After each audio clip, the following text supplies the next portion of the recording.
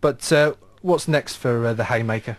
Well, it's a delayed move up into the heavyweight division. You may remember that after his last but one fight against Jean-Marc Mormec in France, he said then that he was going to move up to the heavyweight division, but the offer to fight Enzo Maccarinelli financially was just too good to turn down. He also wanted to face Maccarinelli after the history between them down the last 18 months or so. But he's delayed that move. Now he is going up to the heavyweight division for sure. And in the interim, between the fight against Mormec and the fight against Maccarinelli, there were talks with the camp of Hasim Rahman, a man who down the years has beaten and lost to Lennox Lewis. So they might well now revisit that plan. They've also got to work out which promoter they're going to work with. Will they stay with Frank Warren, for example? 20,000 people turned up at the O2 Arena. Will they relocate to the US? But I do know that they are thinking in terms of at least trying to reopen negotiations with Hasim Rahman. Rahman's people called David, I think last Wednesday, David, you know, when we went to David had a sort of celebratory party, and I know Hasim Rahman's people had spoken to him there. What David wants, in theory, is he goes away, Matt, and he's going to put on 2 or 3 stone, then he's going to train for 6 weeks or 7 weeks and lose a stone, so he's going to be 2 stone heavier than he is now. Then by the time he fights for a world title next year, and I'll come to that in a moment, in theory he'll be 3 stone heavier and he'll be real big.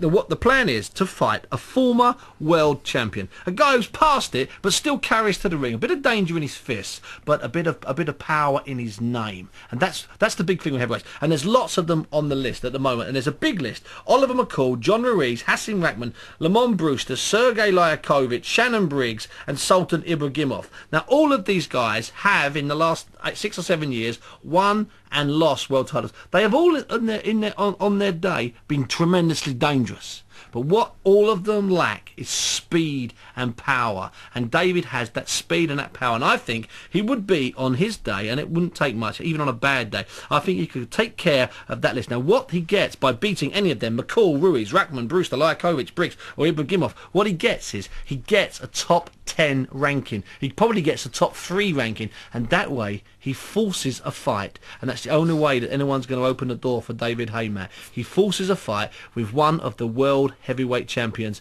by about, I don't know, May, June, July next year. For sure, working into the top 10 like that, absolutely key. And then the way he talks and the way he presents himself, he will force them into taking him on. I really wish that you'd asked me if I knew who Rahman had won and lost to. Because you did. Because I did. And I think now and again you might have to throw one in, a bit sort of question of sports style, just to check me out, just to check my knowledge is up to it. Do you want a few WASP questions? But hold on, funnily enough, he came on, David Haye was on Question Sport. I don't think it's actually been out, but we pre-recorded and he came on. And one of the things, I mean, he's a proper specimen. He is ripped. Yeah. But I was expecting something. I mean, I was expecting him to be I wanted him to come in the room and just have an aura about him. You know, has he got that ability to take a heavyweight hit? Yeah, that is key. But that's key in every division, not just in the heavyweight division. I mean, if you talk to anybody about their heroes down the years, virtually every one of them has had a solid chin. That's the common denominator. No matter how much skill, determination, desire, whatever they've got, the common denominator is a good chin. And people will point, I know, to him being knocked down in one of his earlier fights by a super middleweight. And so you think, well, how on earth is he going to take the big whacks from a heavyweight? But as Steve was saying, his speed, it's not just about his speed of punch here.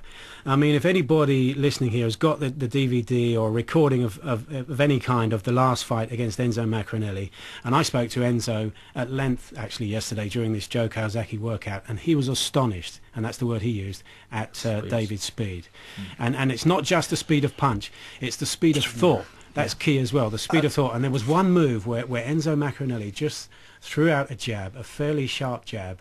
And if you can just picture this in your minds now, David Haye just moved slightly to his own right so that jab went over his left shoulder, and he came back instantly with a rocket-propelled right hand, and that started the trouble. It didn't finish it, it started the trouble. Is Enzo that the sort of move that other heavyweights are going to be sort of standing up and looking at? You know, is he on the radar for these heavyweights? It will be easier against other heavyweights. The question then is, will the heavyweights be able to take the punches in the way that Enzo Maccarinelli was not? And also key here is, I think in his darkest moments, Enzo would accept that he lost that fight in the mind here at the O2 Arena, and the heavyweights might not be so overawed.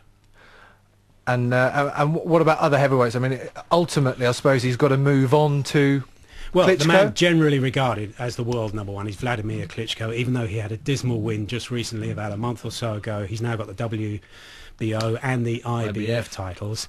He's been in Puerto Rico this week to pick up some special award given to him by the WBO, and I caught up with him while he was there, and he said that he doesn't really know that much about David Haye.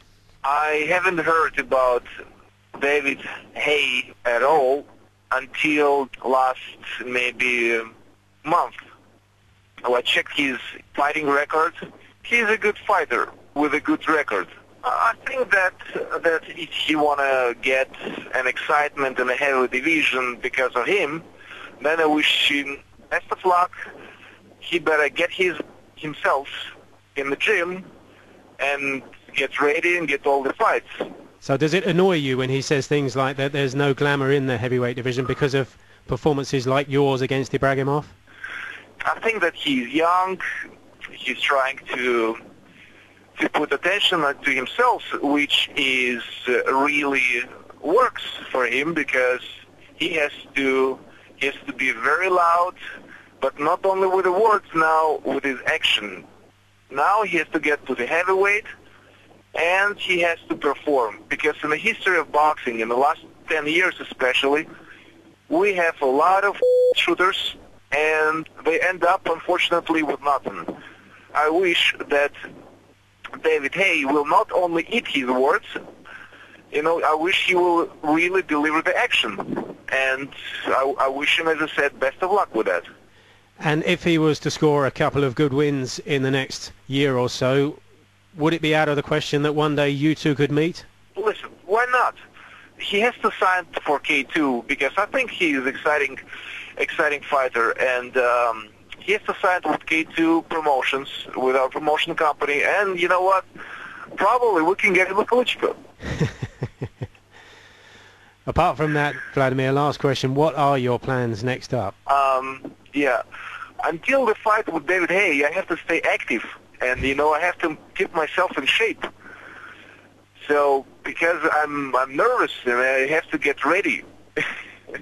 And I'm going to fight again in July, first half of July, against Thompson. He is number one contender, number one mandatory at WBO, and I choose him instead of Povetkin, because Thompson is he is number one for a year now, or over a year now, and he's been waiting for his championship fight for a long time. So I will give him chance to fight me instead of Povetkin, because he is the longest mandatory waiting for the fight. A little bit of contempt, I suppose, shown from Wladmir Klitschko towards David Haye. So he just put him down as another fighter. But some fighters, even at this early stage, dare not show respect, and therefore what they perceive to be any sign of weakness. So he's getting onto the front foot straight away and imposing his authority on the situation straight away, even at this early stage. Yeah, and that pays, because one thing about David, he is super confident. He is confident. He trained away in secret, and that move he was doing there, Mike. That film I made for Inside Sport. He's doing that move in the fight. They do odd things when they train. When his trainer Adam Booth and David Haye get in the gym, they'll spend an hour on the pads. Okay, they'll do 33 minutes. Okay, and Adam puts up 30 bits of tape and takes off each bit of tape after each round. That's the only way you can keep count of it. And what they'll work on that right hand for 10 of those 30, or 10 of those 10 of the rounds, and then they'll work on another shot. There's no just sort of hitting the pads for 6 minutes, for 6 rounds and getting it over with. Interesting there that he's fighting Tony Thompson, Big Vlad. It's a dangerous man, Tony Thompson, because he's a big lump. Hasn't lost for 8 years, 27. He hasn't lost in 27 fights. But more than that, he's a southpaw, and he's awkward, and he's got a half-decent chin. And Vlad doesn't really like that, to be honest with you. And it's interesting what he said about Povetkin. This kid Povetkin is an Olympic champion from the last Olympics. And it's just... There's an old-fashioned word in Fleet Street, and I'm old enough to have worked on Fleet Street, Matt. I know, you're shocked. And let me tell you what that word is. It's sexy. And editors generally used to say, you got anything sexy? And what they mean is there anything sexy? And let me tell you something about Eastern Bloc heavyweights. They're not sexy. They don't do it, which is why they fight in Switzerland, why they fight in Japan, why they fight in Russia, and why they don't fight in Las Vegas. And the heavyweight division, it needs saving. Hey! Well, And Haye, is Haye the man to do that? He's the man. He's just mentioned a fight, Klitschko against Tony Thompson. Would you want a ticket? No. I mean, this is the key. You know, if David Haye Can do it. can save the division, or even if he can't, looking at the list of the top heavyweights, there's no one at the moment with a better chance of bringing that division to life, for sure.